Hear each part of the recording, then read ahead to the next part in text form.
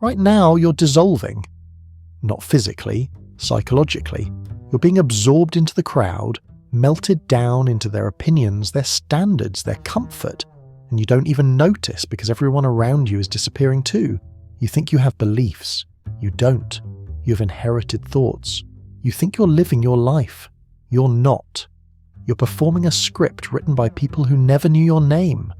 The crowd doesn't build individuals. It erases them. Kierkegaard understood this in the 1800s and nothing has changed. The masses are still a lie. Conformity is still a disease. And the only cure is to stand alone, even when it costs you everything. This video is not about fitting in. It's about becoming so utterly yourself that the crowd can't recognize you anymore. You'll learn how to think without permission, exist without validation, and become the kind of person who disturbs others simply by refusing to dissolve. Watch carefully, because what you're about to become, the world will try to stop. You weren't born empty. You were made that way. By repetition, by comfort, by the slow erosion of being around people who never questioned anything. Trained to agree, trained to laugh at the same jokes, trained to want the same things, think the same thoughts, fear the same fears. What exists inside you right now is not an individual. It's a collection of borrowed ideas, second-hand dreams, and crowd-approved desires. You are a copy of a copy of a copy, and the worst part? You defend it. You call it being reasonable, getting along, not making waves. But Kierkegaard had a different word for it. Despair. Not sadness. Despair. The quiet death of never becoming who you actually are. Because the crowd doesn't want you to be you. It wants you to be them. It wants uniformity, predictability, safety. It rewards you for shrinking. It punishes you for standing out. So you learned to perform. You learned to edit yourself in real time. You learned to ask what will they think before you ask what do I actually believe. And now you don't even know the difference anymore. That voice in your head that says don't say that, don't do that, don't be that, that's not wisdom. That's the crowd speaking through you. It's not your conscience. It's their control. And until you kill it, you will never be free. Kierkegaard didn't blend in. He was mocked, ridiculed, isolated. The entire city of Copenhagen turned him into a joke, and he didn't flinch. Why? Because he knew something most people never learn. The crowd is always wrong, not sometimes, always. Because the crowd doesn't think, it reacts. It doesn't create, it imitates. It doesn't lead, it follows. Your transformation starts with separation. Not physical, psychological. You stop asking for consensus. You stop seeking approval. You stop needing others to validate your thoughts before you trust them. You walk differently. Not because you're trying to stand out, but because you're no longer trying to blend in. You stop nodding when you disagree. You stop laughing when nothing's funny. You stop pretending to care about things that bore you. Individuality isn't a personality trait. It's a war. Not against others, but against the version of you that still wants to belong. So here's your first rule. If the crowd agrees with you, question it. If everyone believes it, doubt it. If it's popular, it's probably poison. If it makes you comfortable, it's keeping you weak. The world will tell you to be understanding, cooperative, agreeable. But here's the truth. Agreeable men are invisible. They blend into the wall, forgotten the moment they leave the room. Powerful men stand alone. They're isolated, misunderstood, often hated, but undeniably real. And it starts by rejecting the greatest lie you've ever been sold, that you need the crowd to survive. You don't. You need only one thing, the courage to become unreachable by their judgment. Because once you stop seeking their approval, they lose all power over you. Most people run from discomfort. You've been taught to eliminate it, medicate it, distract yourself from it. Anxiety feels like a problem, like something's wrong, like you need to fix it, numb it, make it go away. But Kierkegaard understood something the comfortable will never grasp. Anxiety is not your enemy. It's your signal. It's the alarm that goes off when you're standing at the edge of becoming someone new, when you're about to make a choice that separates you from the herd, when you're close to something real, and the crowd has trained you to retreat from that feeling. They've convinced you that comfort equals health, that ease equals success, that if you're anxious, you're doing something wrong. But here's the truth. If you're not anxious, you're not growing. You're stagnating. You're repeating the same safe patterns. You're dissolving back into the mass. Kierkegaard called it the dizziness of freedom. That feeling when you realize you could choose anything, be anything, reject anything. And it terrifies you because now there's no script to follow, no crowd to hide behind.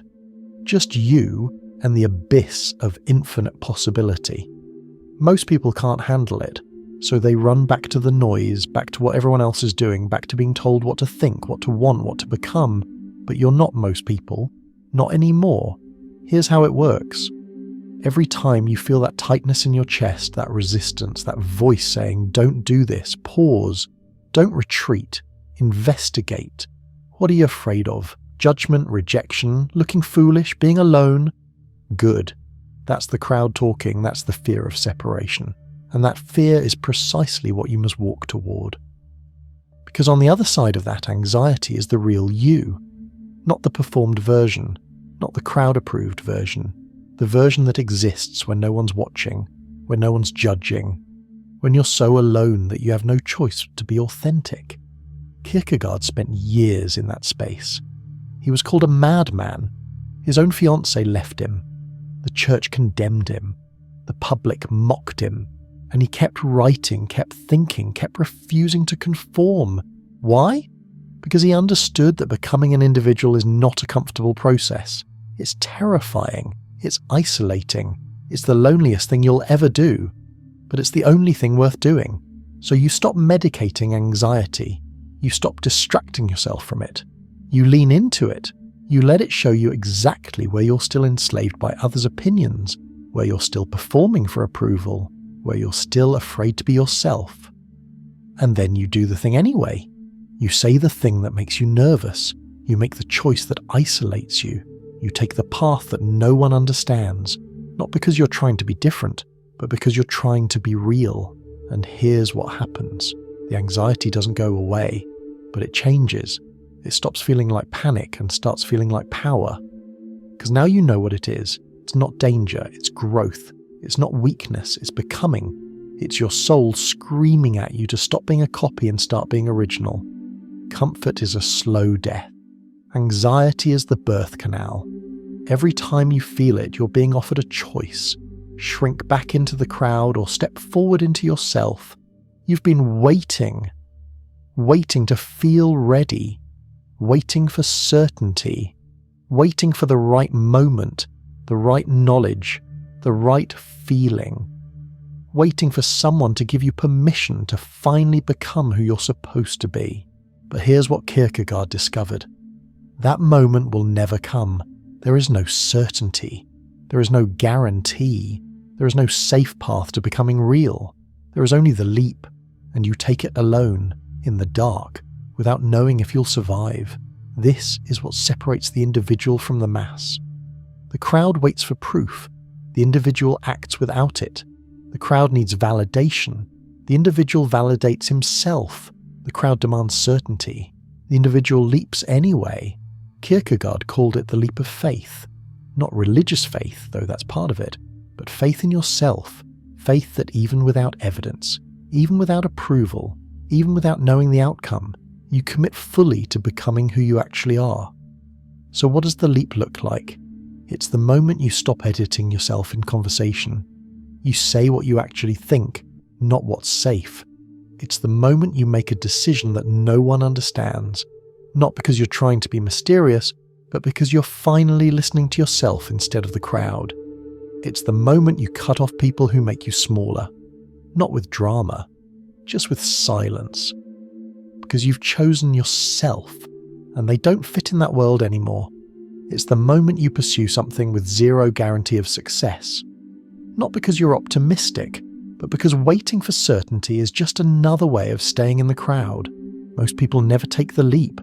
They live their entire lives in the maybe. Maybe I'll start that business. Maybe I'll say what I really think. Maybe I'll stop pretending. Maybe one day I'll be myself. But maybe as a prison, and every day you stay there, you become less real. Kierkegaard took the leap over and over. He broke off his engagement knowing he'd be judged. He attacked the church, knowing he'd be condemned. He wrote under pseudonyms, knowing he'd be misunderstood. And he died young, exhausted, alone. But he died as himself, fully, completely, undeniably. Here's the truth about the leap. It doesn't get easier. You don't suddenly feel ready. You don't wake up one day with confidence. You just decide. And then you act. And in the act, you become. Not before, not after, during. You become yourself by doing the things yourself would do. You become authentic by acting authentically, even when you don't feel it yet. You become an individual by making individual choices, even when they terrify you. This is the paradox. You don't wait to become something and then act.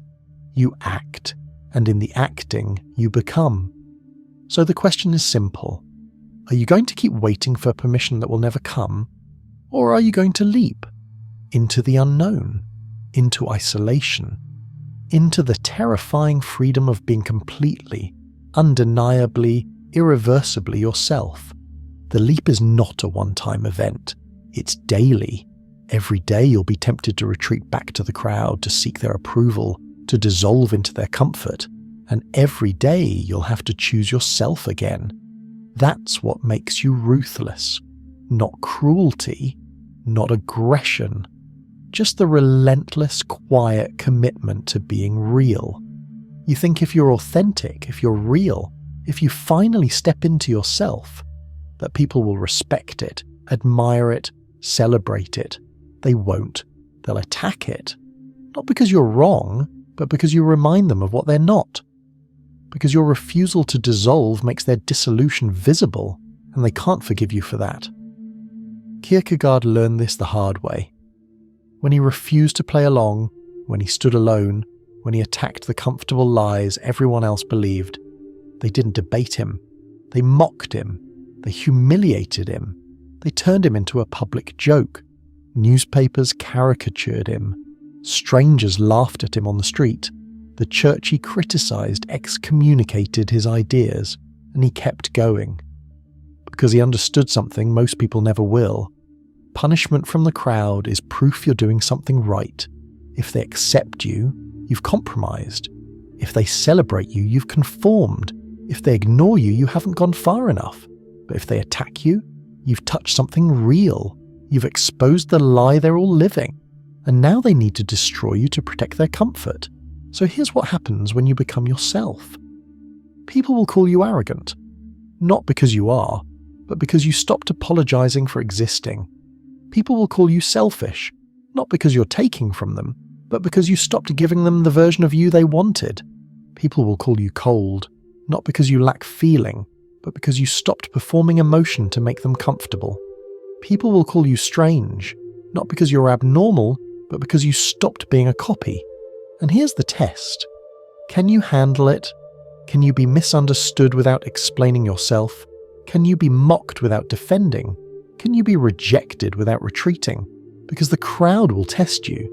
They'll pressure you to come back, to apologize, to admit you were wrong, to shrink back down to their level. They'll offer you acceptance if you just compromise a little, if you just soften your edges, if you just become manageable again. And this is where most people break. They take the leap.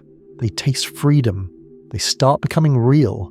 And then the backlash comes, and they can't handle the isolation. So they crawl back to the crowd, apologize for trying, and spend the rest of their lives pretending they never wanted to be different. But you're not going to do that, because you've learned something they haven't. The crowd's opinion is worthless, not just unimportant, worthless. They don't know you. They don't understand you. They don't want to. They just want you to stop making them uncomfortable. So you become immune to their judgment, not by pretending it doesn't hurt, but by recognizing it as confirmation. When they attack, you know you're on the right path. When they mock, you know you've separated. When they reject, you know you've become unreachable. Kierkegaard was buried by the crowd, forgotten for decades. His books went unread, his ideas dismissed, and then, long after he died, the world realized he was right, that he saw something no one else could see, that he became something no one else dared to become, but he didn't live to see it. He died alone, misunderstood, attacked, and yet he died free. The crowd, they lived and died as copies, forgotten the moment they stopped breathing. So here's your choice. Be celebrated now and forgotten forever, or be attacked now and remembered as someone who actually existed. The world will punish your authenticity. Let it. Because their punishment is proof you're real, and their acceptance would be proof you're not. There's a final stage, beyond the leap, beyond the punishment, beyond the isolation. Kierkegaard called it the night of faith, and it's the most dangerous thing you can become. Because from the outside you look completely normal. You blend in, you go to work, you have conversations, you participate in the world, but inside you're living in a completely different reality. One the crowd can't see, can't touch, can't understand. You've become so deeply yourself, so rooted in your own convictions that nothing external can move you. You're polite but unmoved. You're present but detached. You're engaged but free. This is not arrogance. This is sovereignty. You've stopped needing the world to change for you to be at peace. You've stopped needing validation to know you're right. You've stopped needing acceptance to know you're real. You exist on your own terms, quietly, completely, ruthlessly. And here's why this is dangerous. Because people can't read you anymore. They can't predict you. They can't manipulate you. You don't react the way they expect. You don't chase what they chase. You don't fear what they fear. You've become psychologically unreachable, not cold, not robotic, just free. Kierkegaard described the night of faith as someone who could lose everything: wealth, status, love, life itself, and still be whole. Because his identity isn't attached to external outcomes. His certainty isn't based on evidence. His peace isn't dependent on circumstances. He's made the leap so many times that he's comfortable in the abyss. He doesn't need the ground beneath him anymore, so how do you become this? You stop arguing with reality. Most people spend their lives resisting what is, wishing things were different, demanding the world be fair. The night of faith accepts what is and acts anyway. You stop defending yourself. Let them misunderstand. Let them judge. Let them create whatever story about you they need. You're not here to manage their perceptions. You're here to exist fully. You stop measuring yourself against others. Comparison is the crowd's language. You don't speak it anymore. Your metric is internal. Am I more myself today than yesterday? That's the only question that matters. You stop seeking meaning from external sources. The crowd looks for purpose in careers, relationships, achievements. You create meaning through commitment. You choose something, anything, and you commit to it fully. And in that commitment, meaning emerges. And finally, you embrace paradox. You hold contradictions without needing to resolve them. You're deeply serious and completely playful. You care intensely and remain detached. You're fully engaged and entirely free. This is the mark of the night of faith. He's transcended the need for consistency because he's found something deeper. Authenticity. Kierkegaard lived this way. He wrote thousands of pages knowing most people would never understand them. He remained faithful to his vision, knowing he'd die before seeing its impact. He committed fully to becoming himself, knowing the cost would be everything. And he did it anyway. Not because he was optimistic, but because he'd made the leap so many times that fear no longer controlled him. That's what you're becoming. Not someone who's conquered fear, but someone who's made peace with it. Someone who acts despite it. Someone who's become so comfortable being alone that the crowd's rejection feels like confirmation, not condemnation. The knight of faith doesn't announce himself. He doesn't prove himself. He doesn't explain himself. He simply exists, fully, quietly, ruthlessly, and the world will never fully understand him. But that's not his concern anymore, because he's already made the only leap that matters, the leap into himself. You've been rebuilt, not motivated, not inspired, reconstructed from the inside out. You killed the crowd inside your mind, not with violence but with separation. You didn't ask for their permission. You stopped waiting for approval. And you learned that isolation isn't loneliness, it's liberation. You took anxiety and turned it into a compass. No more running from discomfort. Now you move toward it because you know what it means. Growth, becoming. The death of who you were and the birth of who you are. You made the leap without certainty. You stopped waiting to feel ready. You acted as yourself before you felt like yourself. And in the act, you became real.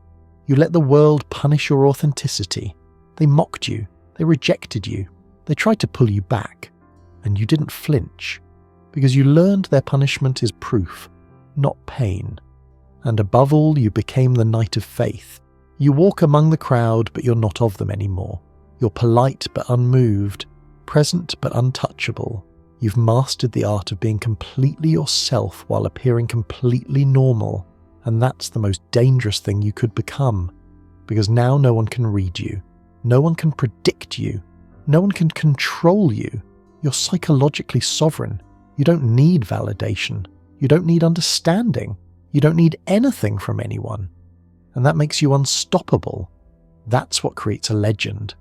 Not fame, not recognition. Quiet, ruthless authenticity. The refusal to dissolve. The commitment to remain real even when it costs everything.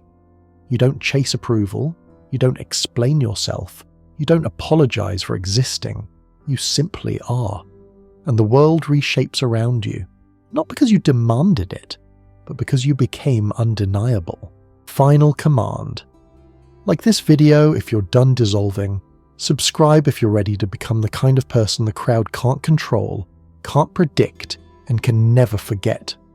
Because this isn't self-help, this is individualism, and you just became quietly ruthless. I'll see you in the next video. It'll be just as important as this one.